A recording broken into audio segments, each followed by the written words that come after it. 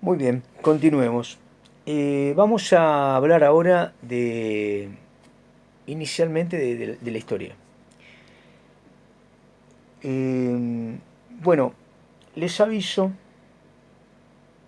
que probablemente yo vaya mezclando lo que después van a ser su síntesis de uno o de otros autores. Pero en principio, buena parte de lo que yo les voy a decir ahora la van a encontrar hasta la página 31 del capítulo 1 de Pierre Vilar. Capítulo 1. Se llama Historia. Y además encontré 3 páginas de un texto que no viene al caso, que es de la historia argentina del siglo XX, donde hay un autor que se llama Ben Plotkin, Mariano Ben Plotkin, que hace una diferenciación entre historia y memoria que nos va a servir. Pero bueno, estos son los materiales, más lo que ya venimos leyendo, ¿no? El prólogo, muy importante. Muy bien. Eh, ¿Qué podemos decir de historia antes de comenzar con la disciplina como tal? Bueno, lo que podemos decir es que la voz, el vocablo historia, alude a una raíz polisémica. Polisémica quiere decir que tiene polimuchos significados, sentidos, ¿no? La misma voz, en otros idiomas, no dice siempre lo mismo. Es decir, en alemán o en inglés, creo que en francés también, separa los significados de lo que ocurre, que sería la materia de la historia. La materia de la historia. Entonces, parémonos ahí. ¿Qué sería la materia de la historia? Bien, uno puede decir, una historia remite siempre a algo relatado, mencionado, establecido por un observador, pero en realidad la materialidad de lo sucedido es una materialidad social, hay un evento. Entonces, lo contingente del hecho, lo que puede cambiar, lo que puede o no puede ser, o puede ser de una forma u otra, son los hechos, los acontecimientos. Eso es la materia de la historia. Cuando hablamos de la historia, muchas veces hablamos de esa materialidad pasada. Cuando digo materialidad me refiero a conjuntos de acontecimientos que en realidad eran conjuntos de sucesos que incorporaban actores, individuos que determinaron eventos. Esa materia, historia, tiene la voz historia. Lo que ocurrió. Lo que ocurrió es materia de la historia, pero con la misma voz, con la misma palabra, historia, designamos el conocimiento de esa materia. Le llamamos historia a que el faraón fulano de tal construyó 3 pirámides. Lo que sucedió es la historia, pero historia también es el conocimiento de esa misma materia. Ahí ya hay un problema. Entonces, por lo general, decimos que historia con H mayúscula es aquello que es el conocimiento de la materia histórica o el conocimiento de la materia, llamémosle materia, a lo sucedido. Esta es una primera distinción que no es menor. Si yo digo la historia argentina, ustedes piensan exactamente lo que pasó entre que nos peleamos con los gallegos y nos independizamos hasta el día de hoy. Entonces, en el recorrido ese dirán caudillo, la Junta de Mayo, la independencia, las guerras, los gobiernos, los cambios, la inmigración, la materialidad. Ahora, la historia de la Argentina es a la vez el conocimiento de eso, que no es lo mismo. Una cosa es lo que pasó, lo sucedido, los hechos, las estructuras de lo sucedido, y otra es el conocimiento de lo que ocurrió. ¿Qué es el conocimiento de lo que sucedió? Es una representación, es algo que va al objeto y dice algo del objeto, pero no es el objeto. El objeto materia, historia, es esa materialidad fenecida, devenida, ocurrida. El conocimiento es lo que digo. Muy bien. En el medio, entre la materia historia y el conocimiento de la materia historia, existe una cantidad de formas que no las llamaríamos disciplina histórica ni ciencia histórica. Esa cantidad de formatos de designación de lo ocurrido, antes de acabar siendo lo que nosotros hoy llamamos historia, disciplina científica, historia, comenzó siendo la aquilatación, la suma, la integración y la vida supérstite, es decir, la prolongación por generaciones,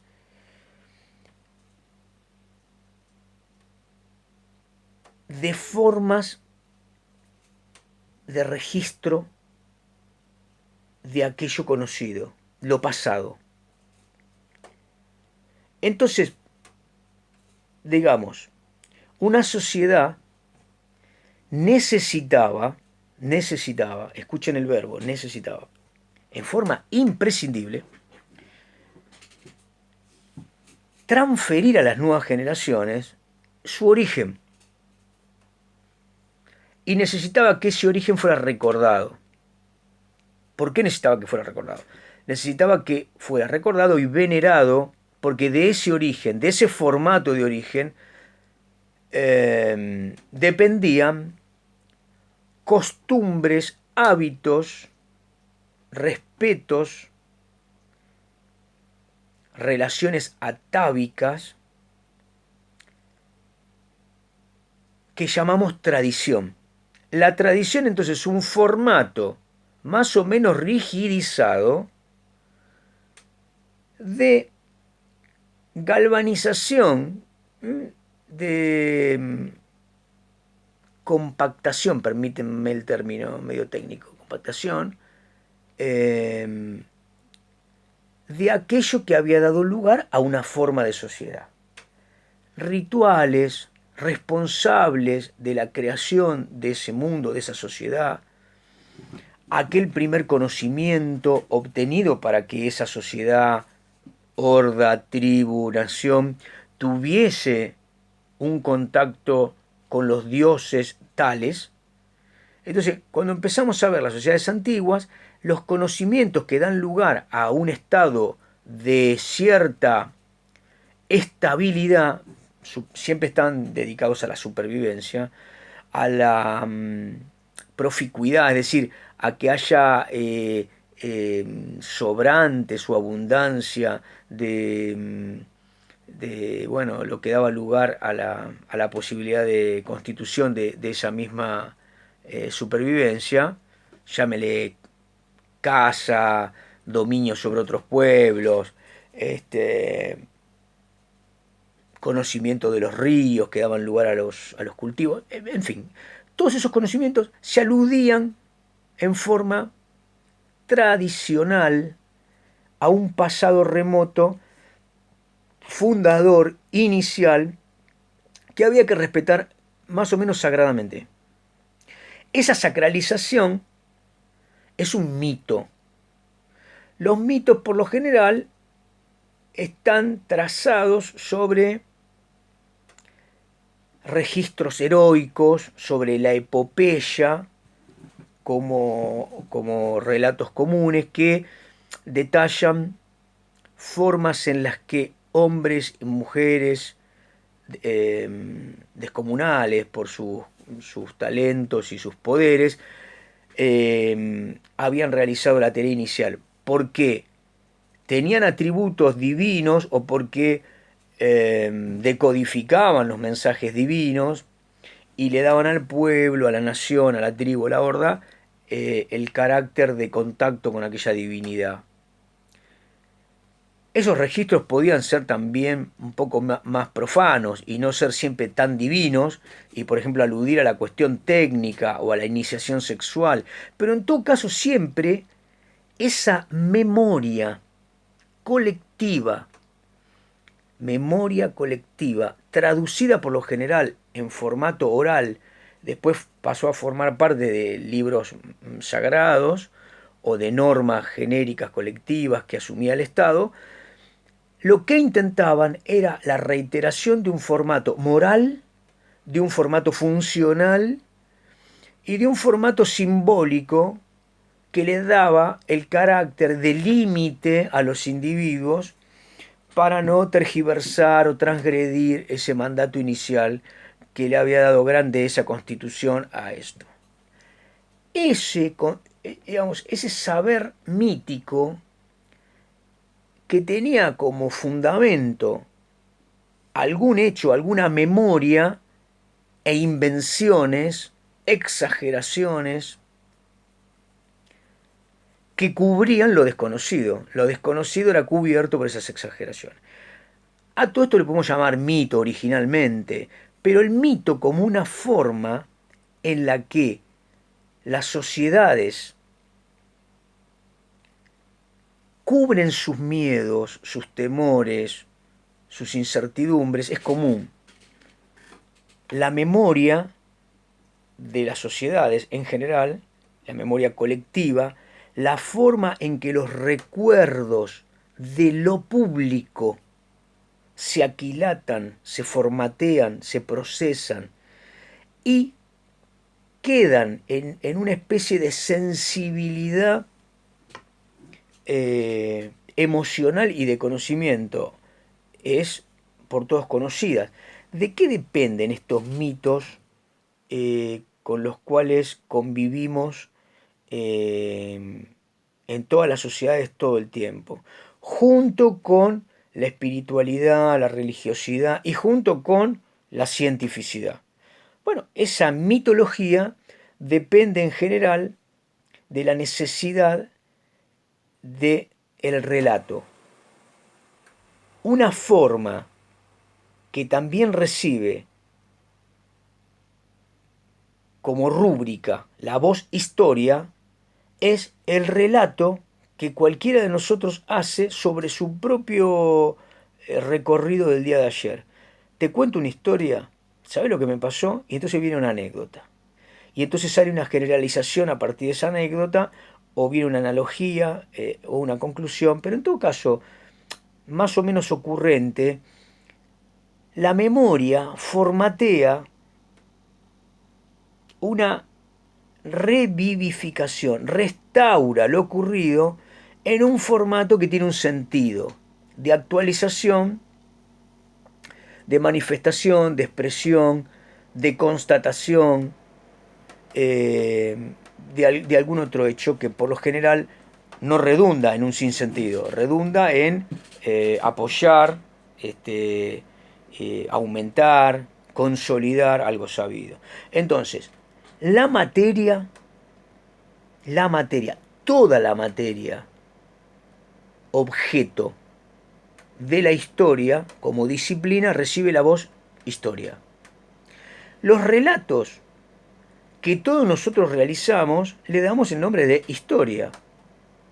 La historia es sinónimo de el relato, el cuento, la descripción, lo que sucedió. Finalmente, el historiador que tiene como límite el rigor de criticar todas aquellas voces como relatos y todas aquellas fuentes míticas, pero yendo a buscar lo empírico. ¿Qué fue lo que ocurrió? ¿Qué quedó debajo de los mitos, de los relatos, de la epopeya de la cosa heroica? Bien, tres procesos, tres designaciones, llámenlo así, tres contenidos con la misma rúbrica, historia. Este es un primer problema lo bueno de todo esto es que allá podemos arribar a una conclusión. El objeto y el estudio de ese objeto reciben el mismo nombre. Y todo lo que en el medio podemos llamar las historias son relatos o son memoria. ¿Qué es la memoria? Lo que producimos todos los integrantes de una sociedad, contemporáneos, conscientes, preocupados por nuestra vida, por nuestra supervivencia, por la de nuestros semejantes, es decir, aquellos que actúan conscientemente, no estoy diciendo comprometidamente, conscientemente, del correlato social que los rodea. En ese caso ya estamos en presencia de actores históricos. Por esa sola razón, digamos, todos nos constituimos en protagonistas de el procesamiento de un pasado, la conexión de ese pasado con un presente y la proyección de un futuro que se mezcla con este presente. En ese sentido somos históricos, porque somos cambiantes, somos finitos. No podemos eludir este protagonismo histórico. Nadie deja de ser histórico. Otra cosa es que alguien conozca que este modo de ser histórico, que generalmente es erróneo, exagerado, incierto, ambiguo, debe ser combatido por un estudio sistemático que lo que intenta es observar, registrar, criticar, reconstruir, dar razones y fundamentos de lo que pasó y por qué pasó lo que pasó. En un acercamiento que dé las mayores argumentaciones y las mayores pruebas, contrastaciones de lo que se dice con elementos que prueben lo que sucedió. O que al menos, si no lo demuestran totalmente, prefiguren, nos permitan elaborar cuadros de posibilidad, de condiciones de posibilidad de lo ocurrido. La memoria es algo de la que no nos podemos despojar. Todos tenemos memoria y construimos memoria colectiva. Esa memoria es, además de falible, moldeable, plástica y generalmente mítica.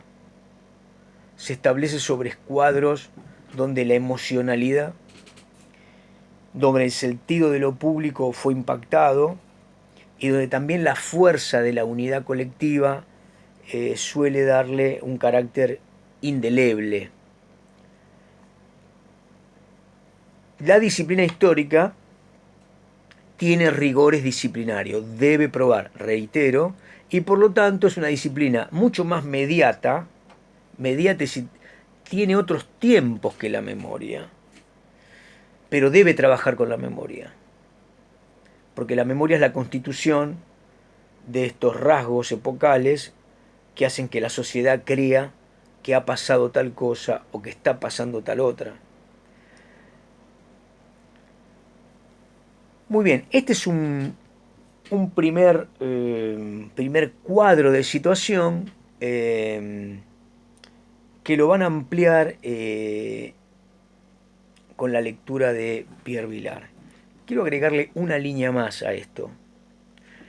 Vamos a hacer otra entrada, otra charla respecto de una característica central de esto que he dicho.